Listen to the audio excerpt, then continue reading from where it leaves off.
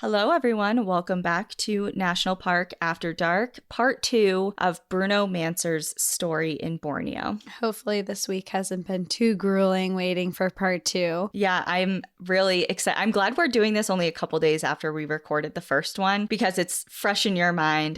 It's fresh in mine. And I know you want answers. I do. So I have them for you.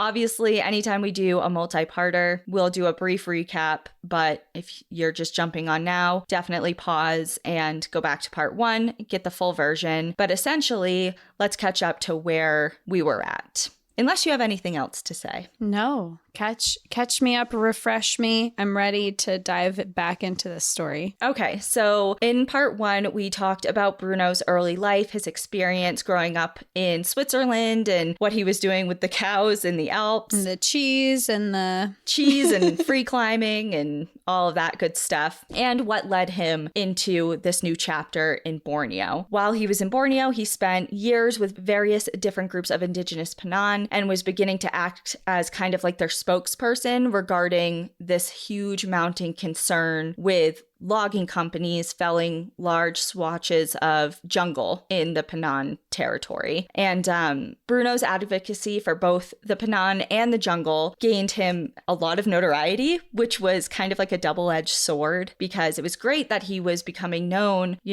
throughout Borneo within indigenous communities for his advocacy work and kind of like he's on our side type of thing. But it also got him a lot of negative attention when it came to the Malaysian government. And they kind of have him at the moment in their crosshairs per se because they want him out. He's stirring up a lot of trouble in their eyes because he's putting what they're doing on blast to now a global audience when it comes to logging and how the mistreatment of the indigenous peoples and things like that. So he's interfering with their money is what he's doing. Exactly. That's the root of it, and they're pissed. And at this point, he has now escaped arrest and capture twice, but he's just getting started. So let's get into where we left off. Not long after Bruno's second escape in the spring of 1987, the Penan banded together. In a coordinated effort, over 100 families created barriers in the middle of logging roads at 12 different strategic key points. While they weren't impenetrable, these aren't like iron fortresses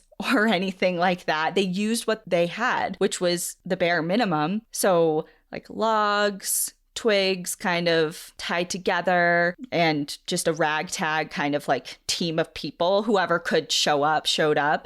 So it's not anything that was impenetrable by any means. Like if you had a vehicle, you could literally just drive around it. But the statement was strong and very clear. No one passes. That was the statement. And it wasn't just people standing up there in shifts because they're nomadic people. They started just setting up shop right there at the road blockades. Like they built huts. They started doing daily operations as a community at these blockades. And there were families, full families of men, women, children. Everybody was there. Like we're all going to be a problem now. Exactly. It's like you mess with one of us, you mess with all of us, and we're settling down here. Bruno had done something amazing. He had joined together groups of fragmented, nomadic, non-confrontational, shy, and elusive Penan. And now here they all were standing up boldly to speak on behalf of their rights and their jungle home. By October of that year, there were 23 different blockades manned by over 2,500 people from 26 bands throughout Borneo and different settlements that had just joined together in this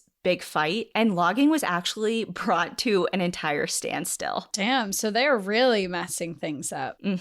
And while the logging industry and the government were powerful, so was the media, if not more powerful, just in a different way. Because now they're exploiting what they're doing. Bulldozers were commanding, for sure, but they had nothing on worldwide media spotlight, one that was starting to pay a whole lot of attention to the plight of the Penan. The government made the next move, well, two big moves, I should say. First, an amendment to the Sarawak Forest Ordinance, making it illegal to obstruct a logging road, and they placed a $15,000 bounty on Bruno's head. So they made it illegal for what they were doing so they could keep logging, and then are trying to take down who they think is like the ringleader.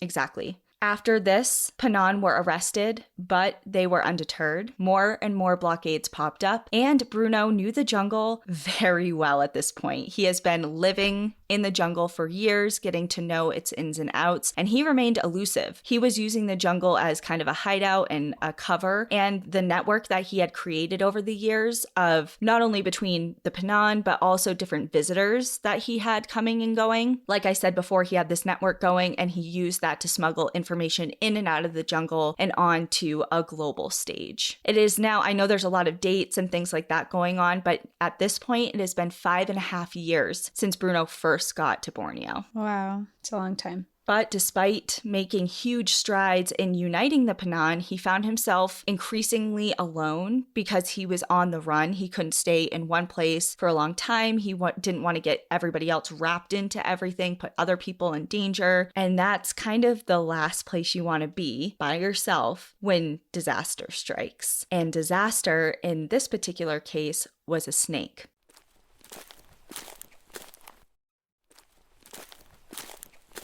It's not clear what species of snake bit Bruno on the leg, but due to the thin green body that Bruno saw slithering away after a pinch on his leg, it was likely a pit viper. This was September of 1989, and Bruno was walking alone along a river, bushwhacking, cutting his way through the vegetation when he felt the strike. It was to his shin, and he looked down to see that thin green body slip away. He sat down, applied a tourniquet to his leg, and gouged open the bite wound with his knife where the fang marks were in an effort to bleed out whatever toxin was there. And while pit vipers aren't the deadliest snake in the world, their venom is definitely a worst case scenario, especially where he is. He's in the middle of the jungle. He has no way to get help. No help. Oh, right. It's like a definite worst case scenario. Oof. So pit vipers inject hemotoxins that totally obliterate red blood cells and the surrounding muscle tissue, which prevents clotting. So essentially you're bleeding out. Along with this, people can also experience vomiting, dizziness, headaches, and in extreme cases, this can lead to kidney failure and death. Bruno managed to stagger back to a small Penan settlement, but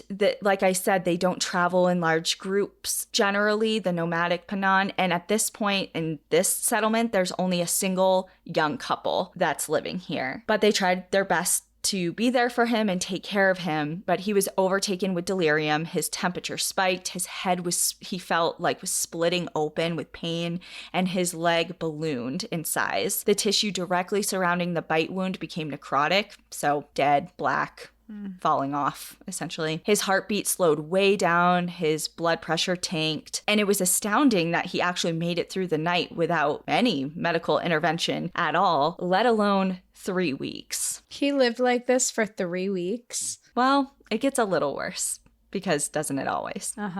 3 weeks later, his leg is now a gaping, open, rotting wound. Ugh. And I'm going to read you a direct excerpt from his journal regarding this because, well, you'll see. Okay, I'm ready. Okay, these are his words. Put down any food that you're eating if you're eating right now. I can tell. Just a light suggestion. A piece of flesh suddenly balloons out of the wound, as large as a squirrel head. I can see the skin that surrounds the muscle and thickens in the middle to form tendons as shiny as silk. I am scared. The muscle, 3 fingers thick, protrudes further each day and suddenly exits the wound, as long as a banana together with pus. The muscle between the calf and shin has detached itself below the knee and is now hanging like a long horn out of my leg. The next day, the muscle feels cold. I pinch it with my fingernails, and it feels completely numb. Fed up with prolonged pain, I decide to remove it. I carefully cut into my own flesh. I feel no pain, and there is no blood. I sever the protruding mass of muscle piece by piece, and to my amazement, the pieces of meat do not rot. Even 5 days later, they look the exact same. Flies do not dwell on them, and it does not smell foul. This shows the unimaginable power contained into just drops of the yellowish clear venom. So he cut off his own muscle inside of his leg. Because it was hanging out. Yeah, and he couldn't feel it. No Oh, but...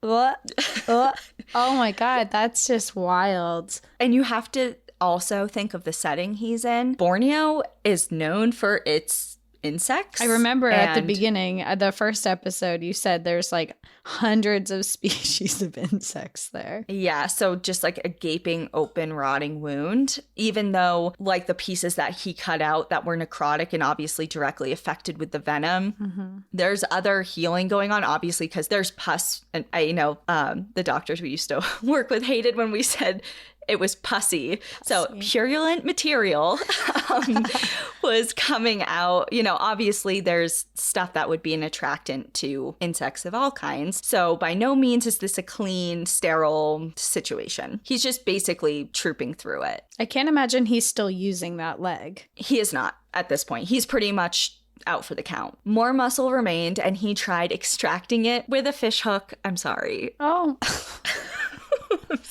I was not prepared for this. Okay, hold on. I have to finish the sentence. But the fish hook kept getting caught on his exposed bone. Yes. I'm happy you finished that sentence. Yeah, it was rough. The hallucinations continued and his condition deteriorated. At one point, he even prayed to die, but he took the continuous, steady flow of the purulent material as a good sign. After a month of this, 4 whole weeks, antibiotics finally reached him. But after 7 weeks, he still couldn't walk or put any weight on that leg. He managed to get letters out to his friends and family back in Switzerland who were becoming increasingly more concerned for him. Valid. His health, his status as a wanted man. Like, he had a lot going wrong for him in their eyes, and they're very concerned. And in letters, Bruno had alluded to considering wanting to turn himself in, to which his loved ones in Switzerland were really taken aback by, because he had fought for years to fly under the radar and not do that. So they actually pooled all of their resources together and formulated a very interesting plan. Are they going to evacuate him? They're going in. They're going undercover.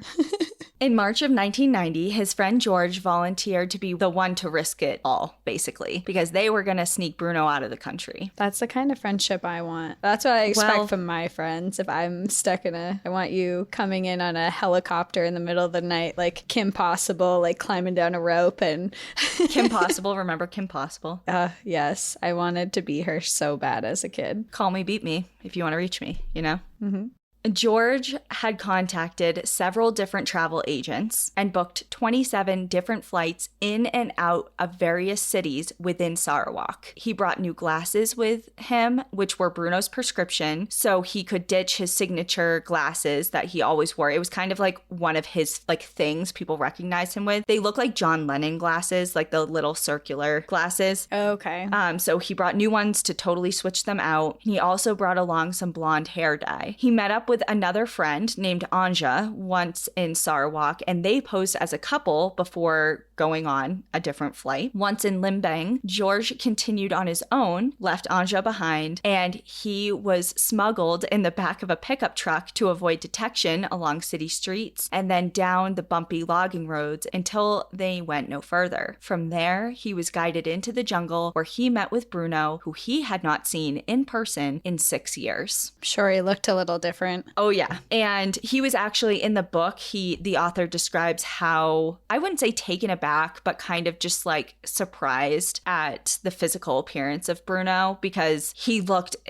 exactly like a Panan. Like, even down to like his tanned skin, his feet had changed, like physically, physiologically, because they had started to splay out because he was always walking barefoot. They were thickened. He cut his hair. He was wearing traditional Penang clothing, like everything. He just looked completely, his glasses were the same. But that was and he's obviously the same person, but on outward appearance, he just had morphed. And in the book as well, I just want to say I consolidated that extraction plan significantly. There's like almost an entire chapter detailing every little thing that he had to do and how he wanted to like throw off basically his scent, and so he couldn't be tracked, and like all the different ins and outs that not only him but other loved ones did to get this in action. Oh, I'm sure it had to be so detailed to make this plan, but not just to make it, but to be able to get away with it when you were done. Because you're getting him out of the country, you're going through actual security with people who are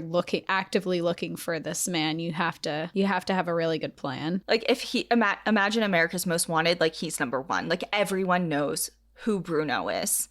as far as law enforcement goes. Everyone's on the lookout for him. So once Georges got to Bruno, he cut and dyed his hair, exchanged out his glasses, and Bruno stripped off his traditional bracelets and loincloth and traded them in for a blue polo shirt and jeans. He had his photo taken for a passport, which Georges manufactured over the next couple days. Wow. After several more transfers and sly sneak arounds, Bruno was aboard a plane, and of course, he's seated directly next to a police officer on this flight. The anxiety. Like, do not talk to me, do not talk to me, do not look at me. Mm-hmm. But luckily, his disguise worked. It was March of 1990, and 6 years, 3 months had passed since he left Switzerland. But now he was right back to where he started, at his parents' home. And just because he was back in Switzerland did not mean that he gave up his fight for the Penan and the jungles of Borneo. If anything, he just switched tactics and he got right to work, because now he's not flying under the radar for any government. Like, he's a little unleashed. Like, he's free now. Yeah, he can walk around. He can do whatever he wants. The Swiss government's not after him. Right. Did he get medical attention when he got to Switzerland? His leg ended up healing and he could walk on it. He wasn't limping around or anything. Okay, because I remember you said like 7 weeks later he still wasn't walking on it. So I just wanted... He was still it cleared up. Okay, good. I'm actually like shocked he never needed like any amputations. He was okay after. Like, he did make a recovery. Your body does some crazy things. Mm-hmm. Bruno got right to work, continuing the fight for the Penan, but life back in Europe kind of was weird for him at first and took some getting used to. Sure. The author of the book, The Last Wild Men of Borneo, puts just how stark this transition was. And I'm again going to quote directly out of the book because it paints such a brilliant picture. He says, Bruno had suffered extremes of cold and hunger and wetness and penetrating loneliness that would drive most people to despair. He had lived off of brains of deer and week-old blackened carcasses of wild boar and rats. He had walked up to wild elephants and rolled on the ground with wild orangutans. He had lived for years as a hunted man, had been arrested twice, had escaped both times, had stood up to and outwitted an entire government and its security services, and even across international borders. He had climbed limestone peaks with no ropes, thrown himself into rivers and rapids with no idea of where the river flowed to or what was beyond the next bend. He could track wild game and build a shelter anywhere, anytime. He had helped birth babies in falling rain, children whose first moments in the world weren't filled with antiseptic hospital beds, but cold, rotting leaves crawling with ants. He had caught 20-foot pythons and venomous snakes with his bare hands and had been bitten by them and lived. He had nursed himself back to life through searing pain without antibiotics or modern medicine. He even performed surgery on himself. Can you imagine what that does to a man returned to a culture of seatbelts, antiseptic wipes, and televised nature shows, where a single cockroach or a dropped fork was cause for alarm? He felt powerful and invincible. That's such a good reference of the fork. I just picture at a restaurant, or you're just eating dinner and someone you're with drops the fork on the ground and they're like, oh, gotta get another one. You're just sitting there like, yep. I ate deer brains with my hands last week.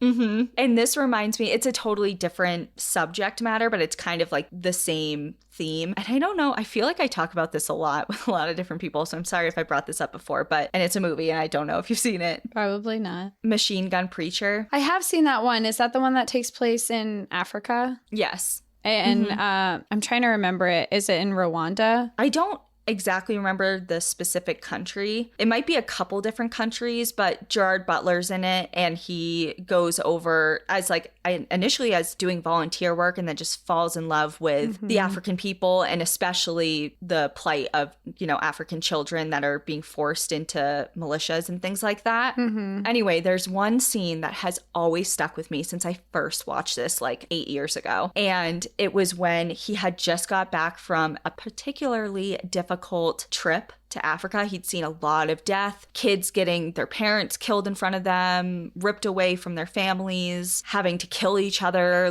It was horrific. And he's sitting at the dinner table with his wife and daughter, and he's kind of having flashbacks to that. And then his daughter is pitching a fit because she can't get a limo to go to prom. I remember that. And he was like, do you have any idea of what's going on in the world? Like, I don't know. It's just that has always stuck with me. And it seems very similar to kind of like Bruno's, the stark like change of reality that he finds himself in now. I think that you could probably say that like that's a good example of a story because that was based on a true story. But a lot of military personnel, people that come home, they report the same things, coming back to normal life and seeing things that are so minor, that are such a big deal when you live in a society that doesn't have the same issues as war-ridden countries or whatever's going on in that area. That totally makes sense that there's such a big difference. I have seen that movie. I've seen all. I love Gerard Butler. So I've finally seen a movie that you've talked about on the podcast. See, and we could have a conversation about it, and it's so fun. Wow. I'll watch more movies from now on. Okay. Well, not only did that kind of give him a little bit of whiplash, like the author kind of said, he felt invincible at this point. Now he's like, I can do anything. You know, like this is nothing. Yeah. And this power only added fuel to this already ignited, fiery passion that he had for this cause.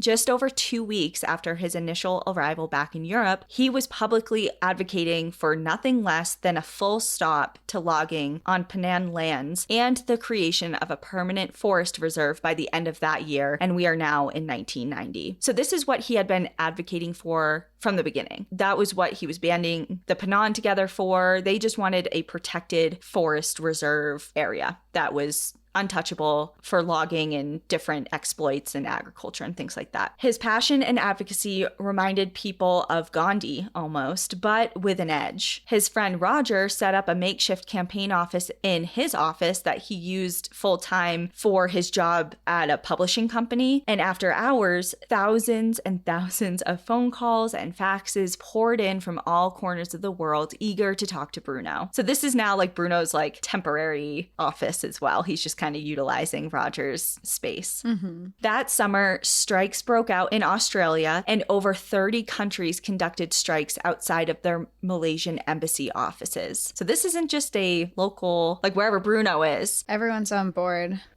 And he even went on tour. The Voices for Borneo Rainforests world tour lasted for 6 weeks. Bruno escorted several Penan to 25 cities in 13 different countries to speak to people in power, including governors, speakers of the House, environmental ministers, first ladies, even 20,000 people at a Grateful Dead concert. Like he was just anyone who would listen. He was like, this is important and I want you to hear what's going on in Borneo, and here are the people that are being affected. Wow, and Borneo thought he was like a thorn in their side before. Imagine what they're feeling now. They have the whole world on board. He was even in communications with Warner Bros. And Steven Spielberg, who were both interested in translating his story onto the big screen. In June of 1991, he snuck past security at the G7 summit in London, chained himself to a 30-foot high lamppost, and hung a banner, bringing further attention to the deforestation in Borneo. In Brazil, he climbed atop the 120-foot Christ the Redeemer statue and paraglided off of it straight into a giant soccer stadium, trailing a banner proclaiming, "From Borneo to Brazil, save the rainforest, respect the right of indigenous people." That's so badass. That's cool. Parachuted off of the Christ statue. What a sight. Is there a video of that happening? There's a picture. There is a picture of it. We need to see that. He was named Outside Magazine's Outsider of the Year in 1991. All the while, he was in consistent communication with his contacts in Sarawak, sending money to fund the efforts kind of like on the ground, so to say.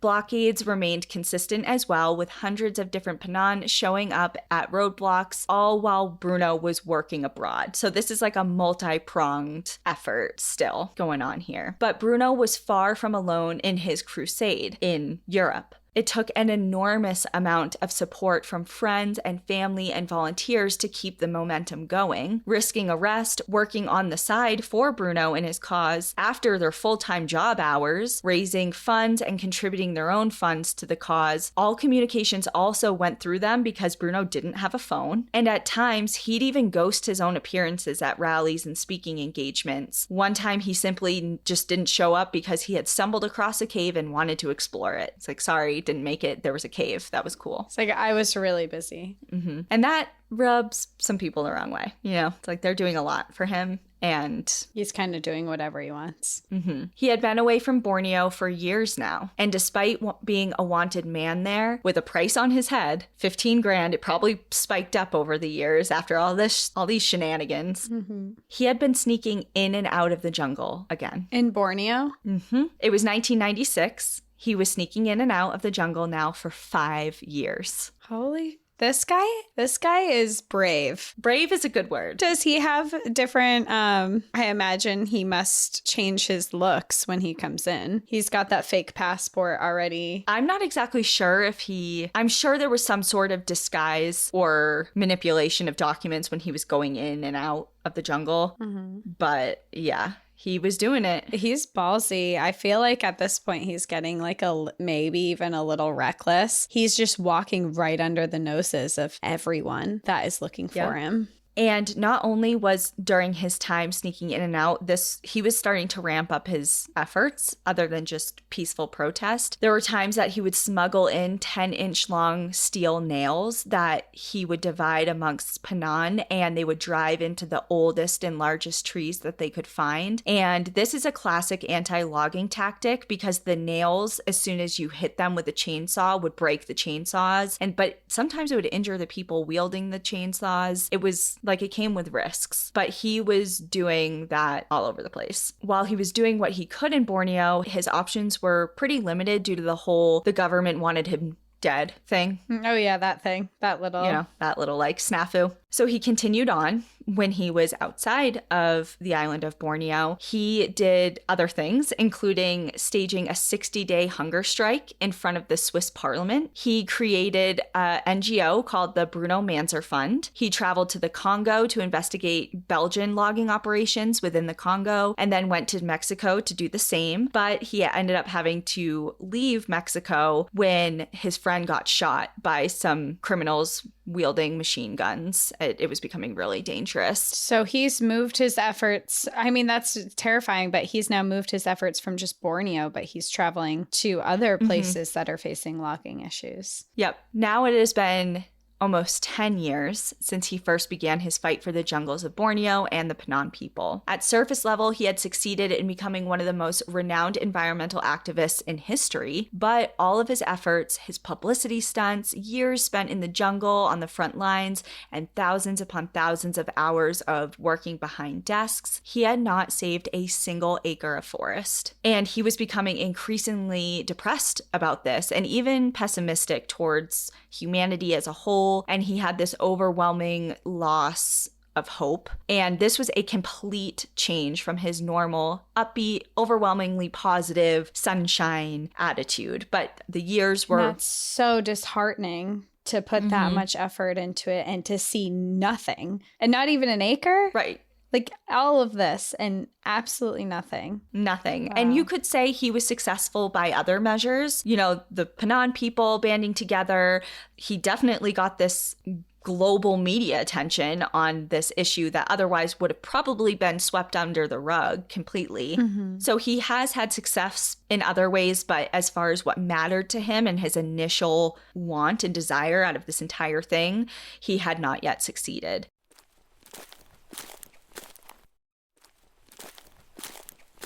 In November of 1999, according to those closest to him, Bruno began acting very differently. For example, he sent a postcard to Georges saying that he would soon be leaving for Borneo for an uncertain amount of time and inquired if he'd like to get together. Basically said, hey, I'm about to leave for Borneo. Do you want to chill before I go? And this doesn't seem weird, like to us, like, you know. But for Bruno, this was extremely out of character. Out of all the years that he had known Bruno, Georges said that he would travel internationally all the time and would never speak a word regarding his travel plans to anyone unless it was specifically involving work or a particular event. So he would just disappear and go abroad and sneak in and out of the jungle for months or whatever and not tell anyone. And now all of a sudden he's telling people his plans. It's like something's up. And it wasn't just to Georges. He seemed to write to everyone close to him with an eerily similar undertone. Basically, he was leaving and he wasn't sure when he would be back. While this raised eyebrows, cause for concern really came when he arrived at the Bruno Manser Fund office and started tying up loose ends in a way that he had never, ever done before. In March of 2000, Bruno was once again in Borneo. He had met up with an old friend named Edmund and they traveled together for a month. Edmund noticed that Bruno was off, just like other people noticed. He wasn't as sharp as usual, and he made a few different missteps during their travels, including falling asleep on a particularly dangerous section of water during a rafting trip, which was very out of character for him. And another thing that seemed odd was he was posing for photos, staring into the camera and giving thumbs up gestures. He sent these photos to friends and family along with different postcards, which was the final alarm for them because he had never sent photos of himself ever out of all the years that he was there. He would send photos of different wildlife or pretty trees and things, or even the Penan people, but never ever of himself until now. So what's going on with him?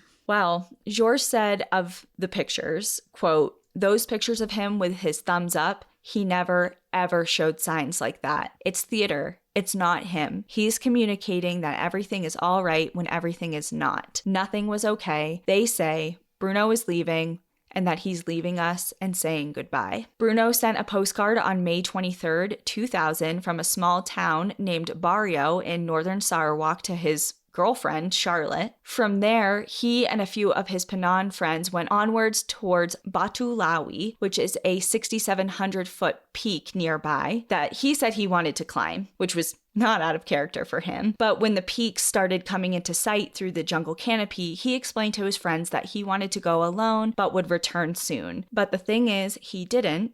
And Bruno Manser was never seen again. Wait, he just said he was going to leave, he'll be right back, and then never came. He said he wanted to climb the peaks alone. Yeah. And that he would return, and he never came back. Did people search for him? Mm-hmm. So it was normal for Bruno to be gone for long periods of time, like we discussed before, with little to no communication to the outside world once he went into the jungle. But it wasn't until 6 months after Charlotte received that postcard that people realized something was very wrong. Over the next several years, there were 7 different searches that were conducted in search for Bruno. Friends and family spent months of their own time in the jungle scouring the forest for any sign of him. The Penan tried to track him, and they're the elite of the elite. They know everything about that jungle. Helicopters scanned nearby peaks and openings within the thick vegetation, but nothing was ever found, not a single trace of him. No body, no clothing, no pack,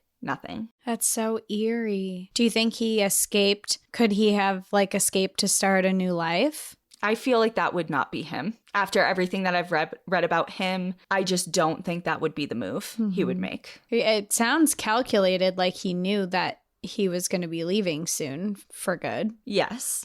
Yes. And there are several theories about what came of him. Some think that he made his way far enough into the jungle that he found a patch of this untouched Eden and just lived out the rest of his days peacefully there. That's a really nice, G version. It is a very nice thought. It's kind of like a best case scenario. Let's just all pretend that happened, even though it probably didn't, but it's nice. It doesn't seem likely. It's like a nice bow, to tie this all in. Mm-hmm. Others think that he was murdered by loggers or captured and assassinated by the Malaysian government. Wow. Maybe he had an unfortunate accident. Maybe he had fallen. He had obviously had a history of free climbing, free soloing. Maybe he got bit by another snake, and then the jungle just concealed his remains from some sort of accident. However, the people closest to him think that he entered the jungle with the intention of making it his final journey and ended his own life in some way. That was going to be my next question, if he had any mental health issues that he was struggling with, because everything that you're saying, it just sounds planned. He's sending photos, he's doing weird things, he's taking his time to say goodbye to people. It just feels like there's something planned there. Did his family say if he seemed to be struggling mentally? Well, they didn't say he was having mental health issues. They just were saying that he was just not himself. He seemed really hopeless, like he had failed in his lifelong mission. Because he hadn't been successful in all the advocacy he had been doing. Like you said, he hadn't saved a single acre. So they think that. Yeah, in his mind, maybe he thought he had been failing. And it's kind of at this point that he's kind of between these two worlds. He doesn't feel at home in Europe, and obviously he's wanted in Borneo. And I don't know, he's just like, he just doesn't really fit anywhere anymore type of thing. And like, he can't go forward, but he can't go back either. And he's just in this weird limbo. So I don't know. Obviously, we have no idea what happened to him. No one does, for sure. Bruno had made the decision to leave his way of life for a rapidly disappearing one. He fought for and dedicated his days to preserving what was already being exterminated. His friends believe that he had become stuck, unable to return to life in Europe, but had nowhere to go in the disappearing jungle. The forests that he had roamed were being slashed, and the Panan, the people who had welcomed him into their traditional nomadic lives, had over the years become settled, a result from a combination of pushes from the government and the fact that they were simply running out of places to go in the jungle. The people and places Bruno believed so wholeheartedly in were almost gone. Roger, one of Bruno's closest friends, said this: "The end was sad, yes, but only the end. The whole thing wasn't. How can you say that life is sad just because one piece of it ends? If you lose your beliefs, it's a really sad moment. I had the feeling that at the end, Bruno had no more beliefs. The art of life is to grow old, but not to lose your beliefs as you do. Or if you do lose them, to find new ways to be glad to be alive. But Bruno lost all his beliefs and he crashed. He couldn't evolve, and that is the tragedy." Speaking of tragedies, time for some quick statistics. I know this episode has been overall really depressing, I think. Yeah. But it's really important that we put some tangible figures out just to highlight how serious of an issue deforestation in Borneo truly is. According to the scientific consultant firm Borneo Futures, in terms of plant and animal species, the rainforests of Borneo are the richest terrestrial ecosystem in the entire world. But despite this, logging, land clearing, and deforestation persists. In the 1980s and 1990s, the time where Bruno was in Borneo, the forests of Borneo were leveled at a rate unprecedented in human history, burned, logged, and cleared, and commonly replaced with agriculture. During this time, more roundwood was harvested from Borneo than from Africa and the Amazon combined. And this is just, I know it's a big island, but it's an island. It's a smaller space than some of these other areas that are being logged. That's scary. And this is still going on today? Yeah, so we'll get into that a little bit. Between 1973 and 2010, a total acre of 168,493 square kilometers of rainforest in Borneo had been converted to other types of land use. And of course, because I don't know what that means as far as how big that is, it is 4 times the size of Switzerland. Holy shit. In 1973, Borneo was covered with 75.7% forest. In 2010, that percentage was down to 52.8. And during the same period, a total of 271,820 kilometers of logging roads were created in Borneo. And again, let's put that into something we can fathom. That is 21 times the Earth's circumference. Why do they need all those roads? To get to all the different parts of the jungle. Logging areas. And different logging areas. And all of the Panan people and the indigenous peoples that are there, they're still living there. Or trying to live there. Their homes are being destroyed.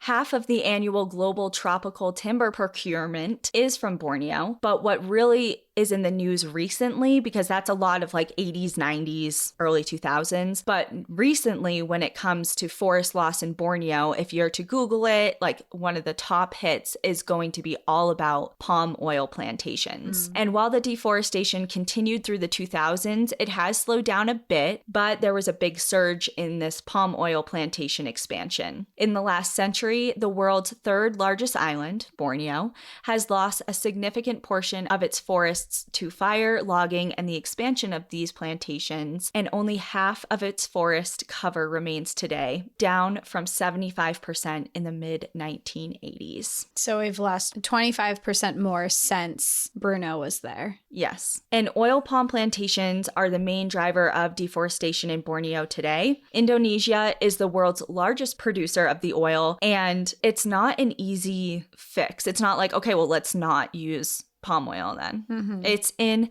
everything. It's in everything, from bread to chocolate chips to your shampoo. Like, it's in everything. Malaysia is the world's second largest producer of the oil as well, because Indonesia, like I said, as a whole is the world's largest, but Malaysia is the second largest producer. And together, these two Asian countries produce 87% of the global supply, and they both share the island, because remember I said there are multiple countries that make up the island of Borneo. And the impact of the deforestation is clearly far-reaching. It affects everything from the land, the waterways, people, and the animals of Borneo. And the loss of the jungle to plantation expansion or logging activities not only means a loss of trees, but of course, those who live in them.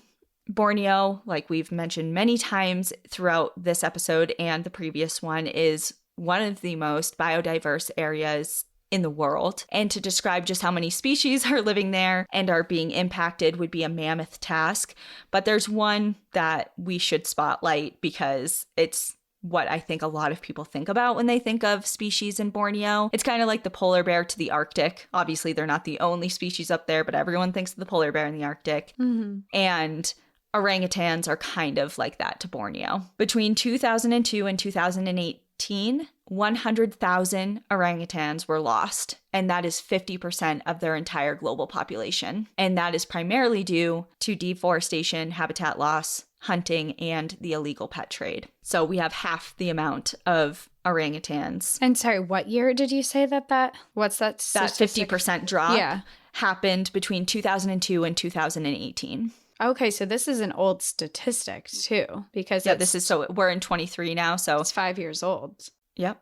So I'm assuming it's probably even worse than that now. And there's also the Bornean elephants, which is the smallest Asian elephant subspecies. They're also known as Borneo pygmy elephants because of their size. They're small size.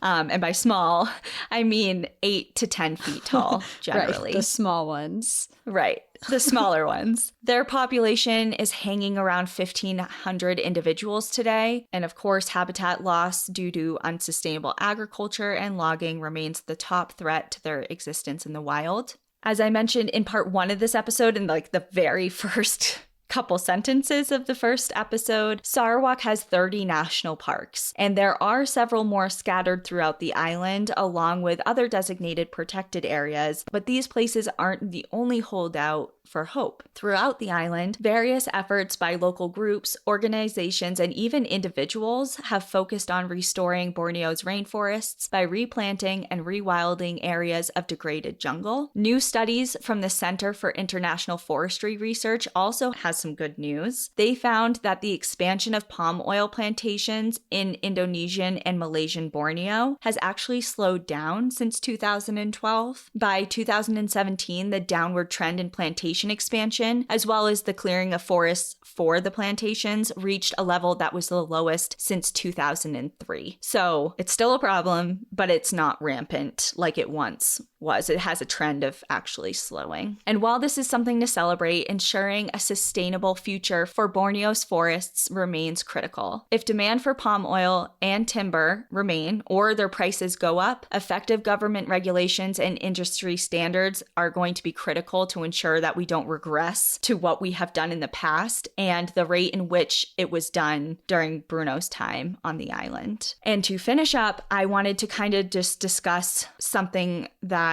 we obviously spoke a lot about during the episode, but not really in this way, and that's what has happened to the Penan people. So back in 1992, when Bruno was doing his thing, he received a strongly worded letter from the Malaysian Prime Minister, and I kind of wanted to read an excerpt of it because it brings a kind of a different side of the story into the mix, a different angle to consider. And his words are like his stance is obviously very clear and strong, and he probably has ulterior motives to what he's saying, but he does kind of have some points. So let's see. He says, as a Swiss living in the lap of luxury with the world's highest standard of living, it is of the highest arrogance for you to advocate that the Panan live on maggots and monkeys in their miserable huts, subjected to all kinds of diseases. Have they no right to a better way of life? What right do you have to condemn them to a primitive life forever? The Panans may tell you that their primitive way of life is what they like. That is because they are not given a chance to live any differently or to live a better life. You are trying to deny them their chance for a better life so that you can enjoy studying primitive peoples in the way that you study animals. Panan are people,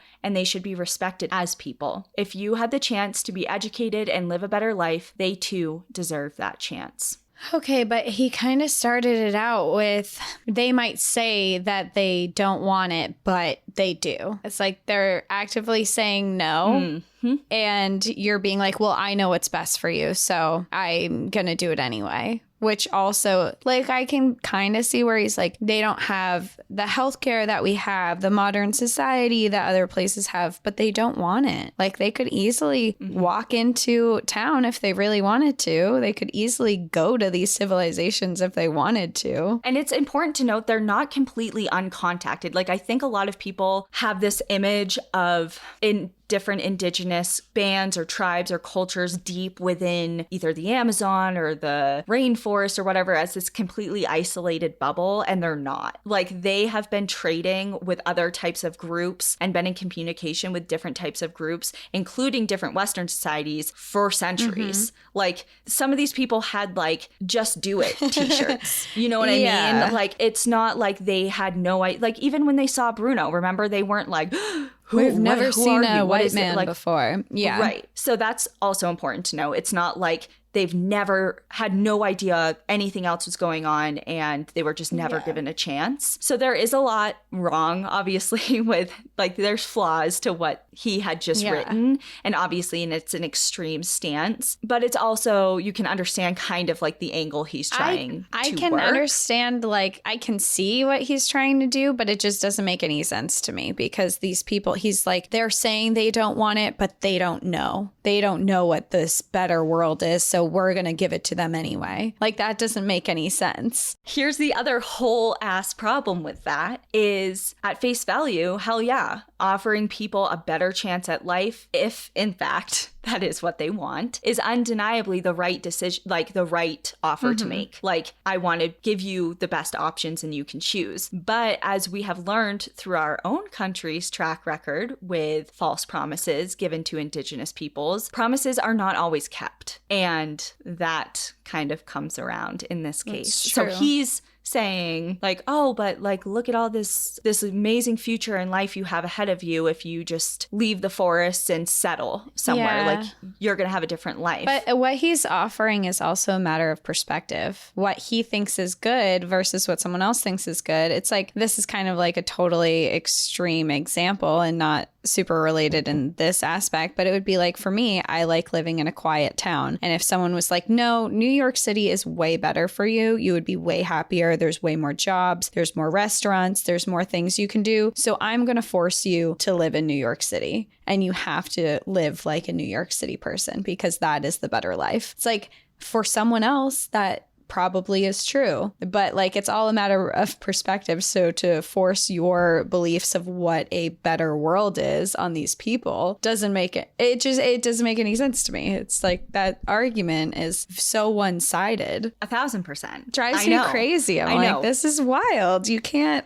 a strongly worded letter of, I know what's best for these people and they need it. It's like, no, you don't. I think what the point was for that was to try and get under Bruno's skin and make him question what he was doing. Like, you're not giving them access to healthcare or jobs or the ability to travel the world because you just want to study them. And he wasn't, but I feel like he wasn't even just studying them. He had become them. They were his friends. They were his family. This was the way that he wanted to live his life. He wasn't, of course, he went in studying them. He learned the language. And I'm sure that was definitely parts of it, but it became way more than that. I agree. And the other reason I wanted to bring this up is to just show the clear, like, empty promise of that. It's like, it's another tactic. It's another, like, deception because so this is now in the 1990s, and at the urging of the government and the Methodist Church, which they were another reason that a lot of Penang became settled. There were a couple different groups of Penang that had settled into a place called Long Adang, which is a small cluster it's like a small community. And it was just a small cluster of simple frame homes that were on stilts. It had like corrugated roofs, like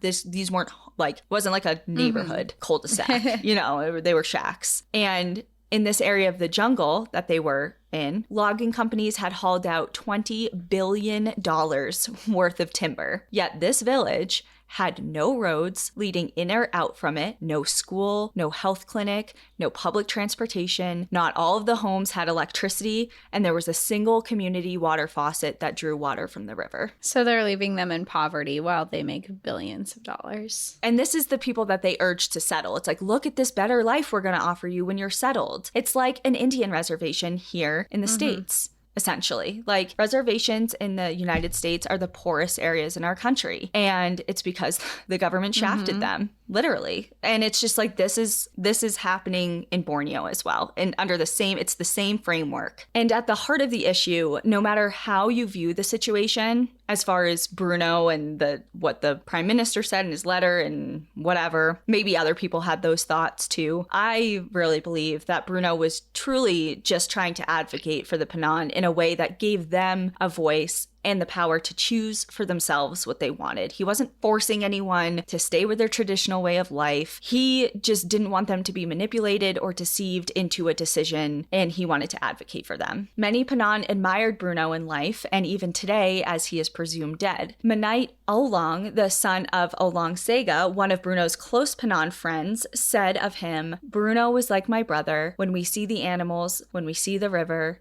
we remember Bruno." Today, the jungles of Borneo and all who live in them, the Penang, the Dayak, clouded leopards, your proboscis monkeys, sun bears, orangutans, and more, are threatened, and all of their futures hang in the balance. While no one needs to go out and be a Bruno Manser, I think we can all think of him from time to time when we need a little reminding that sometimes the work of a few could be the inspiration to many. And that is all I have on Bruno Manser and his story in Borneo and abroad. Well, I think that you have done a really good job of putting Borneo on the map for all of us, and we're adding it to the list of places that we want to go. Thank God, because I just love, and I mean, if you Google Borneo, you're going to see like just how beautiful it is, but you're also going to see like it's all devastation photos too, like just because deforestation is such a huge problem there. But there are also, a lot of, like I said, protected areas that are popping up, efforts that are actively going on and strong, trying to rewild places that have been totally just obliterated. There's orangutan sanctuaries, sun bear sanctuaries, like for orphaned and injured wildlife. And just because of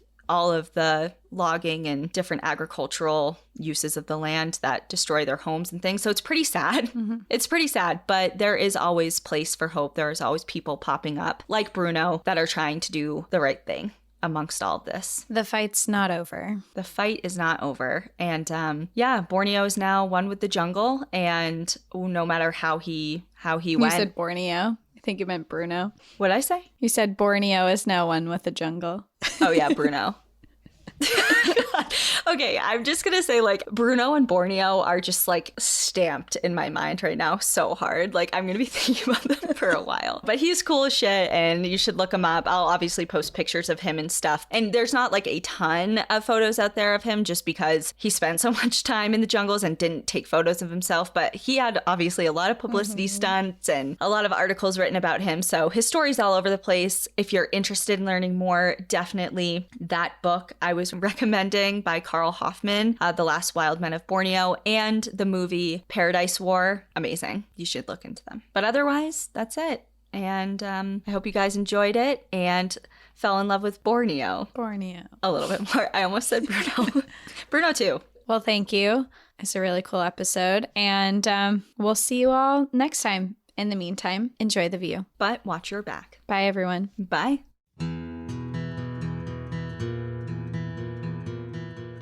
Thank you for joining us again this week. If you have a trail tale you'd like to share, send us an email at npadstories@gmail.com. Follow us on Instagram and Facebook at National Park After Dark and on Twitter at NPAD Podcast. Become an outsider by joining our Patreon, where you'll gain access to monthly bonus stories and exclusive content. And remember, when you support our partners, you're supporting our show.